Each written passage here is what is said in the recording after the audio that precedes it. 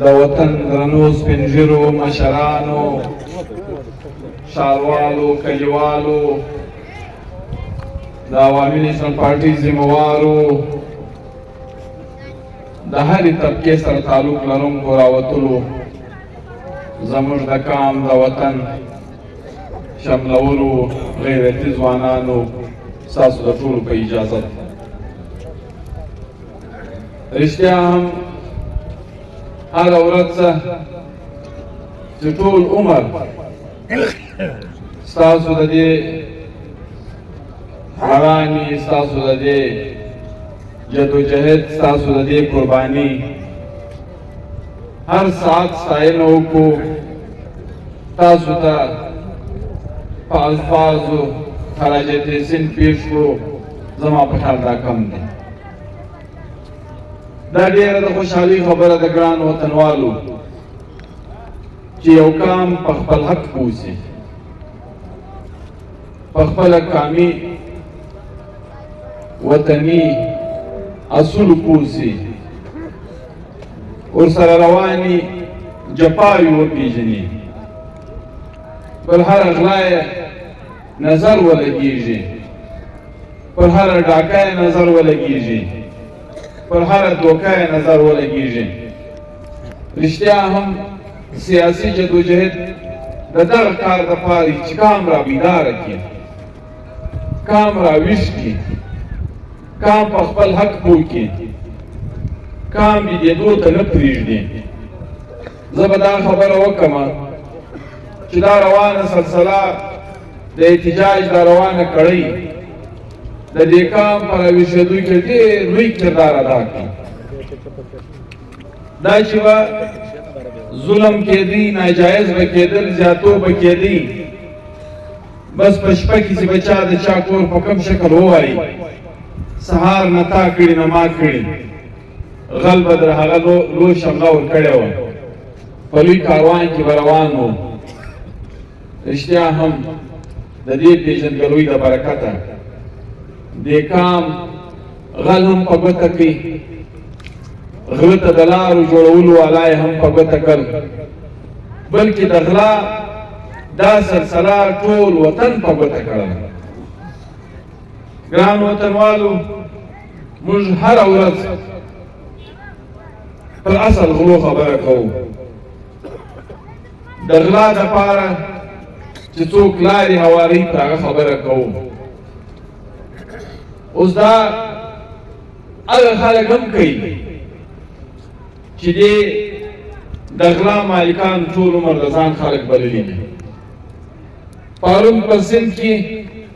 په جامشورو کې که زه دا ووایم چې د لک شاوخوا پکې بالا به وکړم به نور خلک راوتلي وو په دې وطن کې دا یوه عامه خبره وه والریاست چې دې ټول عمر د سند د لارې چې کومه خبره راوځي او ښکاره کېږي نو دا د پیر بګاړه د ژبې څخه راباسي دا به په دې وطن کې په سیاسي جمهوري حلقو کې ډېره مشهوره خبره وه چې کومه خبره پیر بګاړه وکړه دا د جي ایچ کیو فرمان دی دا د انټلیجنس ادارو بیان دی نو پیر بګاړه پرون ویلې ول زموږ سند یې 3 میاشتې مخکې ټول خرڅ کړی دې ایجنسیان دې ریاستي ادارو ول 3 میاشتې مخکې زموږ سند ټول خرڅ کړی ول موږ خواست دا فکر او انتخابات دي موږ په دې خبر نو ول چې داسې د سودا د بوري خبرې وایي نو خدای پاک موږ ته ډېر لوی جاګیرونه راکړي دي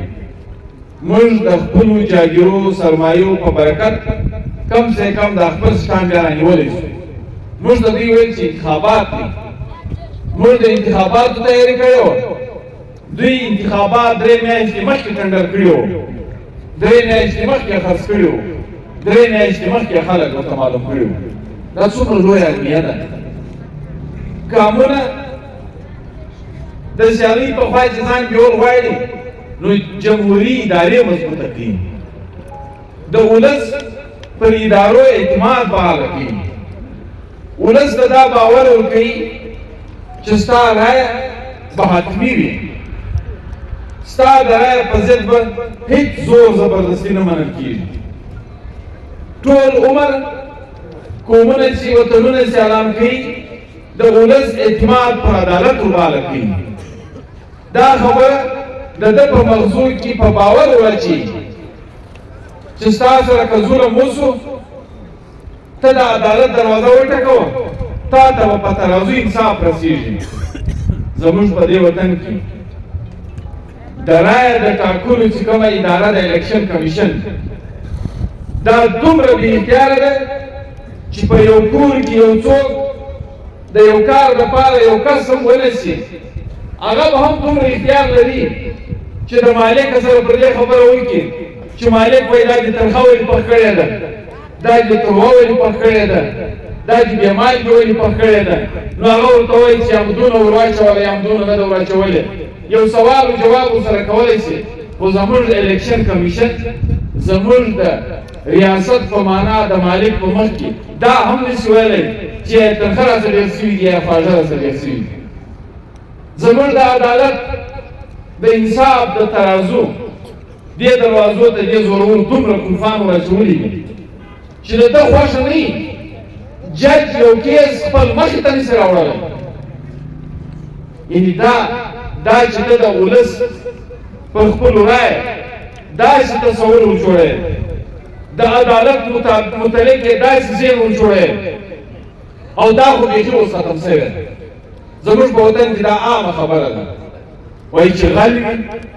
قاتل وي، بدماش وي، ورانکار وي، د دې پر د موټر سویچبورډ به د پاکستان جنډې پرته وي. که چیرې تا په مخه یو داسې قافله درله چې د پاکستان جنډې یې لګولې وې،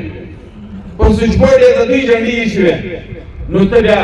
ځان په امان کوه ځینې. بیا د ده سره ته د دنیا د هر ظلم باوجود حساب نشې کولی، ولې بیا ریاست د ده وشاته ولاړ دی. په دې ښار کې به دا 5 کاله کې وقتاً فوقتاً به زما د پولیسو د لیویزو سره پر دې جنجال و چې دا پلاني واقعه وسوله، د دې څه انجام؟ یعنې دا زه تاسو ته په ایمان وایم، ما ته به هر 5مه 10مه میاشت دوی چې به داسې یو کیس راپېښېدی، ما ته به ذمهواره خلکو د ایسیو د انتظامیې په سطح، د ډي پي او د ډي اس پي په سطح وروره دا خلکو موږ ونیوي. هغه چې په کوم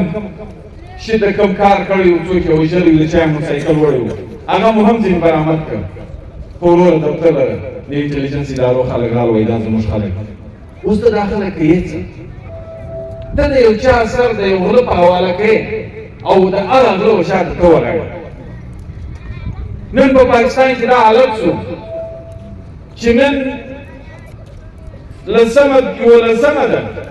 د دا وخته پورې به په پخوا اسمبلیانو حلف واخیستی، په قومي اسمبلۍ کې به د حکومت د جوړېدو سلسلې روانې شوې، په صوبو کې به د حکومت د جوړېدو سلسلې روانې شولې. ته خبر یاست په ګرد پاکستان کې څوک حکومت اخیستلو ته تیار نه، یې پر یوه ورځي او بل یې پر بل ورځي. مولانا خو بیا نورې دماکې پکې وکړې، داسې نه چې په پټه یو چاته ویلي. د دنیا په مخ کې مسلسل پرچیلیان را روان دي، مسلسل یې دا بیانیه راخیستې ده چې په 18 کې څه وشو.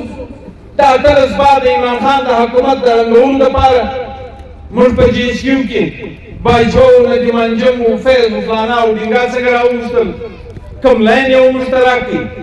یعنې د دې کارو سره د چیف اف اسټاف څه کار دی؟ تر اوسه پورې چې په دې وطن کې د هر چا پوښتنه وکړي، پر هر چا سره دا سوال وکړي چې د هندوستان چیف اف اسټاف څوک یې نه پېژني، د ایران دا نه پېژني، د امریکې دا نه پېژني، د روس دا نه پېژني، د هندوستان دا نه پېژني، دا بنګال او کښې ملکونه چې په دې وطن په دې همسایګانو کې اوسېږي دا خو ګر څوک یادوي نه. ستا په دې وطن کې د سیاستدان جرنل ډېر مشهوره دی چې د جنرال ایوب یې راواخلې در یایا پورې راځې، در ضیاءالحق پورې راځې، در مشرف پورې راځې، در راحیل شریف پورې راځې، در باجوه پورې راځې، او یا د دې چې وایي قرآن یې هم په سینه کې دی د دې حافظه پورې راځي یعنې دا څنګه ملک دی دا د جمهوریت کوم اصولونه دي دا د قانون د عملدارۍ کوم اصولونه دي په دې ملک کې د ټولو په هره سروي کې پاورفوله سړی با اختیاره سړی دا ټول عمر جنرال او موږ دې جنرالانو ته وایو که چېرې تاسو د دې ملک معاشي وضع برابره کړې وای دې ملک ته مې اندروني خانه استحکام بخښلی وای د ولس مو د انتخاباتو د رایې پر ادارو پر الیکشن کمیشن اعتماد وربحاله کړی وای پر عدالت مې اعتماد وربحاله کړی وای نو به هم موږ ویلي ولئ چې وروره که چېرې د وردیې سره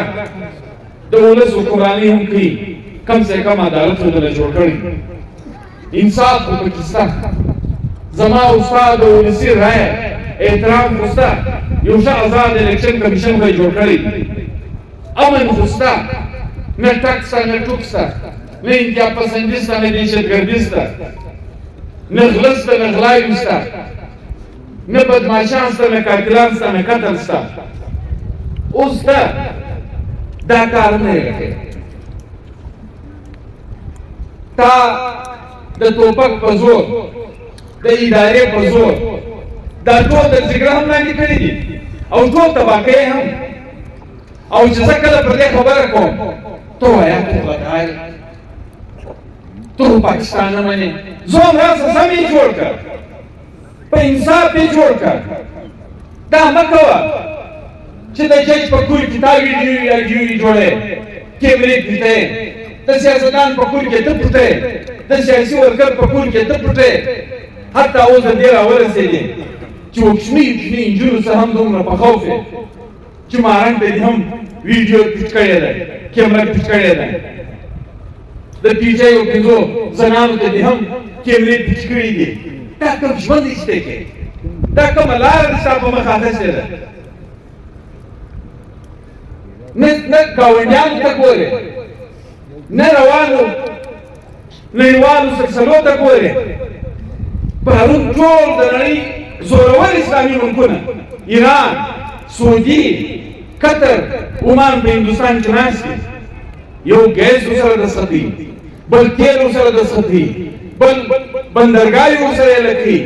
بل تجارتي معاهدې ورسره کوي ته د دې نه اخلاص دا زر تیله دوی وځغلو دا بل تیله دوی وځغلو ته په دې کار ته داسې یو سوچ د مستقبل د دې ملک لرې او بیا راسې دا پوښتنه مو که چېرې پاکستان معاشي طور دومره کنګال شوی دی چې ضرورت یې اوس د پیټیو خرڅېدو ته رسېدلی په شلو په دېرشو په پنځه ویشت اربه تا ګټ پاکستان خرڅ کړه خو راسه حساب خبره وکړئ چې وره بخښنه غواړو د ولس رایه خپل په ځای سي خو زموږ د ملک خزانې ختم دي زه د الیکشن اخراجات نه شم برداشت کولی زه تنخواهې نه شم پوره کولی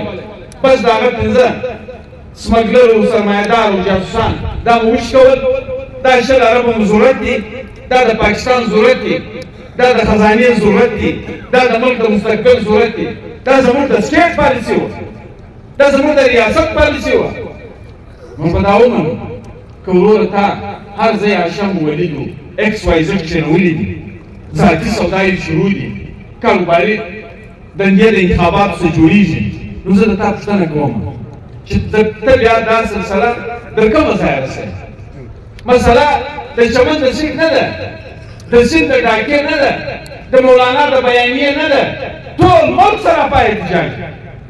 په ټول ملک کې یو څوک دې ته تیار نه دي چې وفاقي حکومت دې جوړ کړي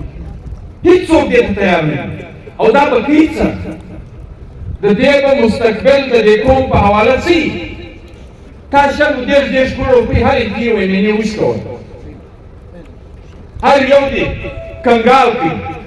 اوس دا تا حکومت راولي اول به دا ګډ وزارتونه غواړي بیا به ښه وزارتونه غواړي بیا به دا خپل هدف پوره کوي نو خدای باور دا شل دېرش کروڑ روپۍ ګټي 2 نیم 3 کاله خو دی په دې تېروي، بیا به پاته 1 نیم 2 کاله دی په دې تېروي چې د بلې سودا لپاره بندوبست وکړي. دې سپېشل 15 بیا نورې ګټي. نو د دې ملک به څه مستقبل وي؟ د دې د ولس به څه مستقبل وي؟ او که څوک غږ کوي ته وا زه FIR کوم، زه 780 لګوم، زه پلانا لګوم، زه دا کوم، زه هغه کوم. نو موږ ډېر ریاست وایو چې ګورې که په دې دفو په دې سلسلو خلک وېرېدلی، نو چې خلک د سر پور کولو نه وېرېږي، په شهادت نه وېرېږي، په اغواګردي نه وېرېږي، په جلاوطني نه وېرېږي، نو ستا د دې FIR به څه یې په یو کال به خلک جیل وغواړي، 2 به جیل وغواړي، ته به یې ټارچر کړې، ته به یې هر څه به وکړې، نو رزلټ به یې چی شي؟ ستا سره یې مني؟ ستا سره په دې لاره ځي؟ تاسو موږ بارها وایو ګران وطنوالو، دا وخت مسله زموږ د دې چمن د نمایندګۍ نه ده، زموږ د مستقبل ده. هسې به سایل څوک رایي چې بولي به لګي، ما اولو رانیوي، ما ډیالو رانیوي، ما په 25 کروړه سودا وکړه، ما په 10 کروړه سودا وکړه، ما 8,000 بیلټ پیپر ویوړل، ما الیکشن ټول پلان چې دی رامنوي، پولیس سټیشنان مو رانیول، پریزیډینګ افسرانو په پیسو ولګول. نو بیا الیکشن سړی څه کوي؟ بیا خو سم دم د بینډا رنګه ټنډر ځینې جوړوه، د اریګیشن رنګه ټنډر ځینې جوړوه، بس چې چا پولیس زیاته درکول هغه به درځي، خپل ریټ به جمع کړي، ته یې پاپیر خلاصوه چې د کوم ټیکهدار ریټ ستا د بولي مطابق برابر و، بس هغه ته یې ورکوه. دا خو دا وطن کې تاسو مګر جوړ کړي دي، تا د سر د سوداو خلک د پیسو په ګټلو جوړ کړي دي، تا هره دنده کړې ده. نو بیا موږ ته څه ضرورت ده؟ ولسي رایه ته بیا په دې وطن کې ضرورت د څه شي دی؟ بیا خو ته کوه چې ستا زړه غواړي هغه رنګې کوه، چې څنګه مینېج کوې هغه رنګې مینېج کوه. خو دا دوکه دا نوم بیا مور سره لګول چې الیکشن انتخابات د رایې د استعمال خبرې کوي. رښتیا هم دا دی زموږ ډېر ملګري د دې وطني نورو سیاسي ګوندونو په کردار وغږېدل. موږ هغوی ته وایو چې کم سے کم د دې ولس په سترګو کې دومره هیرې مه وغورځوئ. یو ځوان وایي چې ما الیکشن کمیشن کې کیس کړی، ما ګټه ګټلې پر 45 فارم دی غیر زه هم وایم ګر پاکستان وایم پر 45 فارم د ما سره حساب وشي او د لوی حاجي شریک سړي دا بیا ورځي وایي ساجي مبارک دا کومه دوکه ده؟ تاسو مه کوئ. هېڅ صورت نه زموږ په دې پوه یو د عوامي نیشنل پارټي مخنیوی د اول وار رنسټي وکړي او هر وار عوامي نیشنل پارټي شکست بل د 18 انتخابات ستاسو په مخ کې دي، د بلدیاتو انتخابات ستاسو په مخ کې دي، د دوی اتحادونه، د دوی پروپیګنډې، د دوی کورنۍ قبایلي سیاسي ګډ جوړونه او د 2024 انتخابات دي په مخ کې چې ته 2 سیمه باندې زور وویل. ستا دا صورتحال دی چې تا بیلټ پیپر هم رانیولي وو، تا الیکشن پولیس سټیشنان هم رانیولي ول، تا پریزایډینګ هم د خپل طبیعت لګولي ول، لیکن تا ته رزلټ نه کړي را ولس ته په چپلاخه وویلې. لیکن اوس چې ولس ته په چپلاخه وویلې د منافقت دومره انتها ته نو ولوېږي چې ولس ته وایي د الیکشن کمیشن د دفتر مخ ته مظاهره ده، د پراډ الیکشن په خلاف جلسه ده، دا الیکشن خرڅوي او په بغیر کې ورځي. دا موږ بهرها ویلي دي پارټي خو ساته ستا نه د 5 کاروباریانو پارټنرشپ دي دا اکثر شدید. نو زه څنګه دا ومنم چې ستا پارټنر خاص څه دی، ستا د یوې سره د خرابو پولي شریک څه دی، دا هغه چا ته مبارکي ورکړي چې ته ما په الیکشن کمیشن کې درخواست باندې کړی او ولس ته بیا دا رنګ ورکړی چې موږ خو د الیکشن د سره د نتیجې خلاف مثلا نه د ملګرو په دې ډېره خوا مه بدوئ. دا وطن به ډېر څه ښکاره کړي، دا وطن به دا هم ښکاره کړي چې د دې 266 نتیجه پر رایدندګي وه او که پر بله سودا وه، دا به ډېر ښکاره شي. دا یو شی نه پټېږي، دا ټولې سلسلې ستا د ملا د ماتولو دپاره روانې وي چې د تاسو ولس د ګوندونو د ملاتړ د لارې د راتګ لارې بندې کړي، نو په شا کې بیا خلک دا عملیات کوي. خو انشاءالله ګران وطنوالو ستاسو دې جذبې ته چې ګورو، ستاسو دې یوه لسمه ورځ حاضري ته چې ګورو، دا کار نن راویښ شوی دی په دې وطن کې نن هر سړي دا ذهن ته اچولی ده چې د ولس په رایه ټاکنه ورمیله کوو د ولس پر حقوقو نور غلا ته څوک میله کوو دا که په هر نامه وي د دې ورشاته چې هر اداره ولاړ دا کار نور خلک میله کوي دا خو زموږ صبر دی دا خو زموږ په دې وطن کې خپل کام ته خپل ګوند ته خپل ملګرو ته خپلو خواخوږو ته تسلي ده ګنې د دې ولس ارادې خو نورې ویلې خو موږ وایو یا موږ د باچا خان د فکر خلک یو په پرامنه طریقه که ناست خو هم به په پرامنه طریقه یو که ولاړېدل هم به په پرامنه طریقه یو ځکه چې دا ښار موږ په ډېرو درنو پېښو نه دی خراب کړی نو دا هېڅ